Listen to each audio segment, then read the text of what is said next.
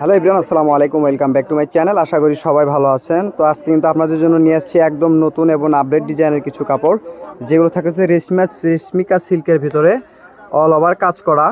এই যে কাপড়গুলো, আপনারা কিন্তু এই কাপড়গুলো আপনারা অনেক কাপড়ের শাড়ির জন্য শুধু এক কালারটাই ব্যবহার করেন। অনেক কাপড় আমাদের কাছে কালারিং চাইছিলেন, মানে কাজ করার ভিতরে চাইছিলেন, তাদের জন্য কিন্তু এই যে কাপড়টা চলে আসছে। এটা কিন্তু একদম আপনার থাকতেছে স্টোনের কাজ করা।